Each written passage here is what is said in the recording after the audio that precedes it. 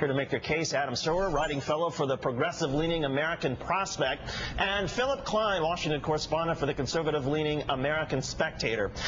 Philip, if it's important for us to add troops to Afghanistan, should we also follow the Republican mantra of not spending money we don't have? In other words, if it's important to send troops to Afghanistan, let's figure out a way to pay for it right now.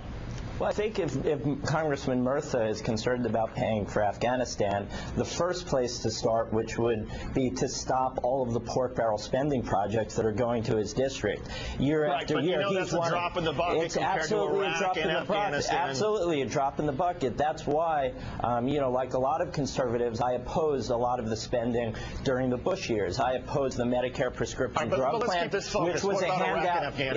No, but the point is that you want, instead of raising taxes, I think you could cut spending. And I was against the Wall Street bailouts. I was against the energy bill, which went to big oil. I was against the farm bill, which was handouts to agricultural businesses. I was, so there's plenty of bills. I was against the AIG bailout, the Bear Stearns bailout, the bailout to the big banks, the Fannie and Freddie bailout. I mean, there's plenty of money in a $3.6 trillion budget to cut without having to raise taxes. Adam, to Philip's point, you add up some of those items, and you're talking about almost $1 trillion. That would be the cost of the Iraq, for at least the war to this point, and also certainly significant in terms of paying down on Afghanistan. How about it?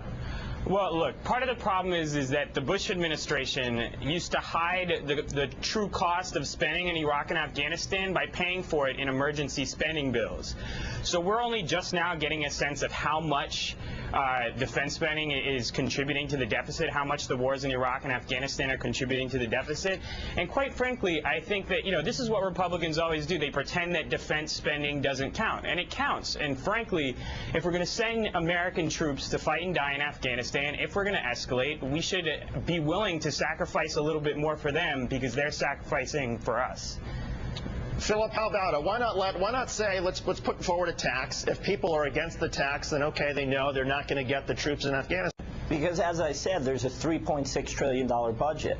So why is the idea that we just have to increase that budget without looking to other ways to save money through the grossly overpopulated? I mean, I could keep going on and on. We could get rid of the Department of Agriculture. Get rid of the Department of Energy. I am. You said that the only option for you is raising taxes. I'm giving you lists of trillions of dollars of spending that we could save. Where does Afghanistan rank compared to all this? Is Afghanistan more important than these projects you're talking about, or is it less important? I mean, it's absolutely more important because I think that philosophically national defense is a primary legitimate function of government, and I don't think that a lot of the other things that government is currently doing is a primary legitimate focus of government. And there's a very good reason for that. The reason is that a private industry working on its own can't create a defense company. It doesn't make sense to say that I could have my own private army and you get your own private army. So that's why government is created, so we can delegate responsibilities that we can't do ourselves, just like police force. I'm not going to walk around with a bodyguard everywhere.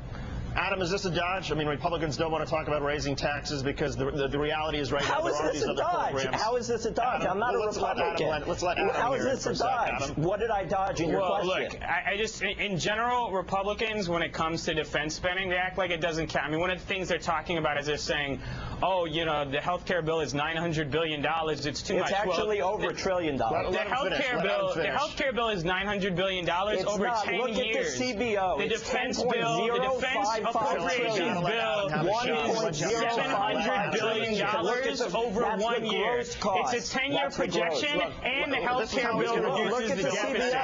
So, if you're going to talk about spending, you really have to talk about defense spending is counting as well. The defense bill is $700 billion over a year. The health care projections are $900 billion over 10 years, and they reduce the deficit, and they help the 45 million Americans who don't have health care. You're not counting the $1 trillion we already spent. You can yell at me all you want, but it's not going to change the fact that a significant amount of money has already been spent on these wars, and it contributed to the deficit, and the Bush administration hid it by paying for it. And Adam Serwer, thank you both so much. We appreciate a spirited conversation. But listen, anytime we're talking about our money, taxpayer money, and whether or not taxpayers ought to pay for things, Emotions get pretty hot. Oh, people get fired up. Yes, they do. Well, just ahead, people in the